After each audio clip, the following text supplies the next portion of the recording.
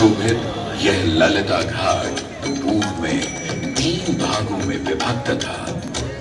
दक्षिण दिशा की ओर से चले तो नेपाली घाट, ललिता घाट एवं राजराजेश्वरी घाट। इनका उल्लेख सन 1931 में मोती चंद्र जी ने किया था। जहां नेपाली घाट एवं ललिता घाट के पक्के निर्माण का श्रेय नेपाल के महाराजा बहादुर शाह को जाता है, तो वहीं राजराजेश्वरी घाट के निर्माण का श्रेय सिद्धगिरी जी को जाता है। कालांतर में नेपाली एवं राजराजेश्वरी घाट ललिता घाट में ही समाहित हो गए। ऐसी मान्यता है कि अश्विन मास की कृष्णा तृतीया के दिन ललिता तीर्थ में स्नान कर देवी के दर्शन करने से श्रद्धालुओं की सभी मनोकामनाएं पूर्ण होती है।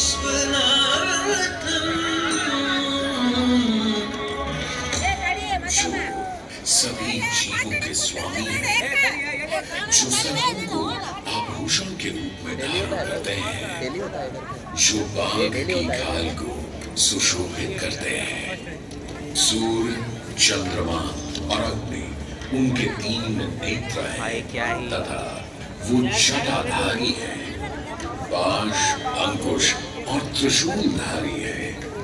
वे अपने सभी भक्तों को आशीर्वाद देकर उन्हें भय से सुरक्षा प्रदान करते हैं।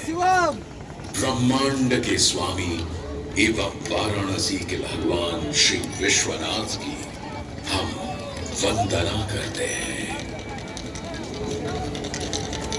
मैं आदि नगरी काशी हूं, वही काशी जो स्वयं भगवान शिव के त्रिशूल पर विद्यमान है।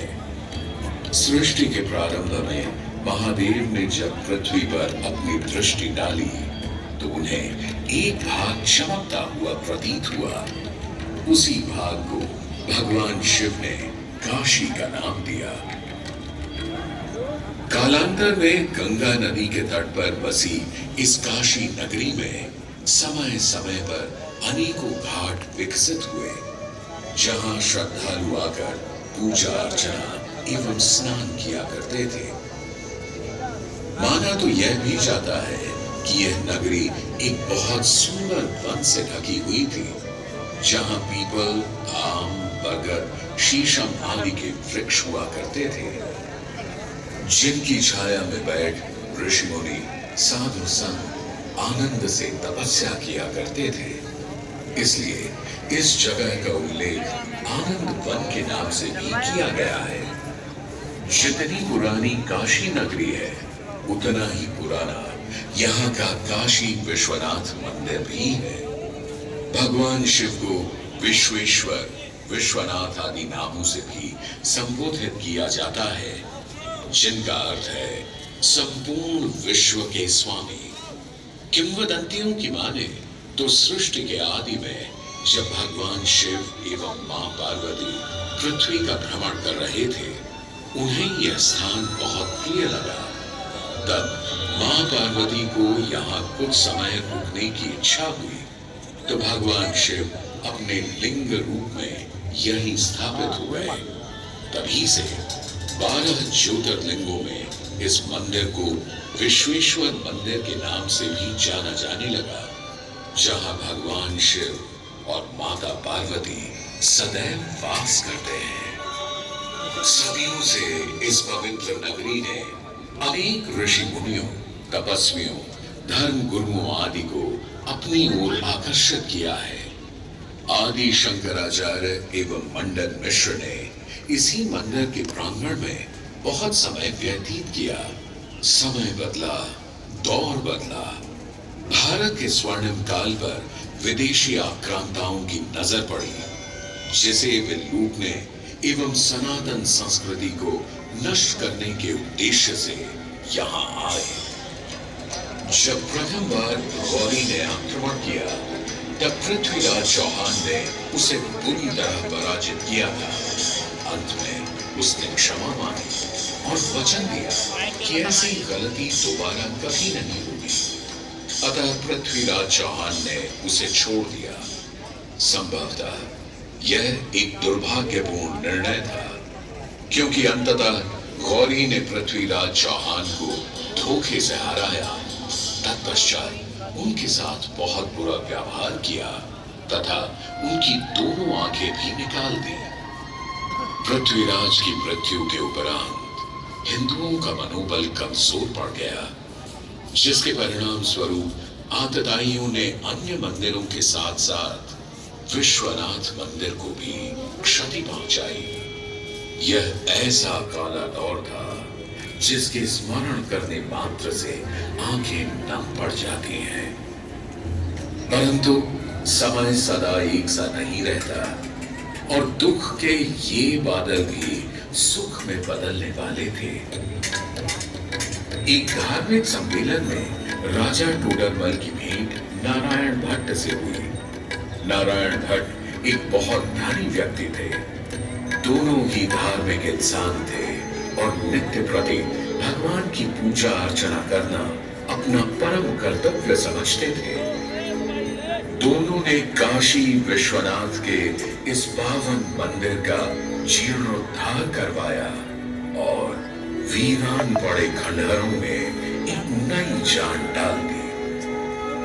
16वीं सदी में संत तुलसीदास ने यहाँ रामचरितमानस की चौपाइयों को पढ़ा था तथा संत एकनाथ ने भी यहीं पर वारकरी संप्रदाय का महान ग्रंथ श्री एकनाथी भागवत लिखकर पूरा किया था।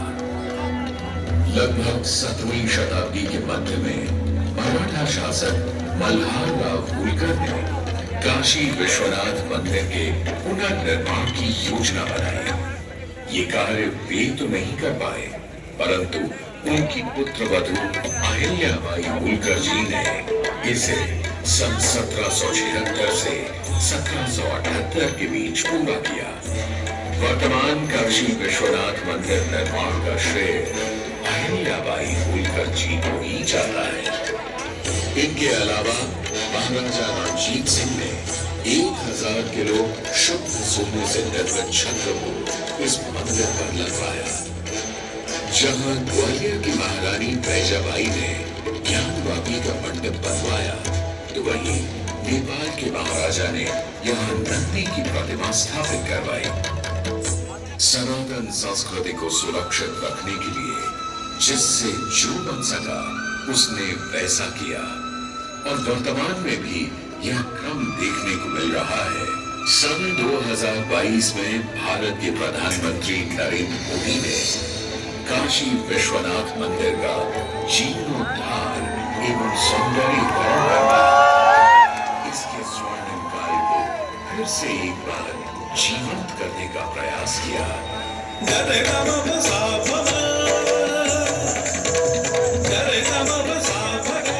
भगवान शिव को समर्पित काशी विश्वनाथ का यह पावन मंदिर सदियों से करोड़ों श्रद्धालुओं का प्रेरणा स्रोत रहा है और सदैव के लिए रहेगा।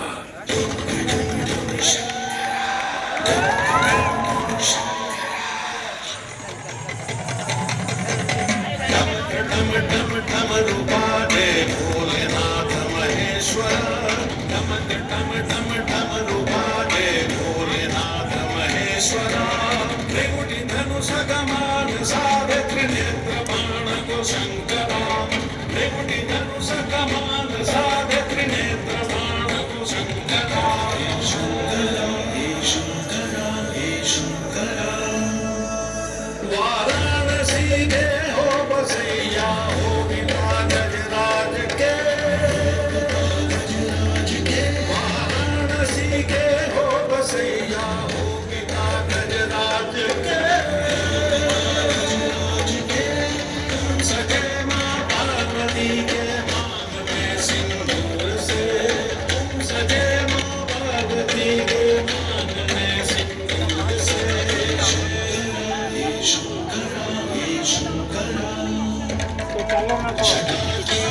नदी लपेटे गंगा के समय वास्ते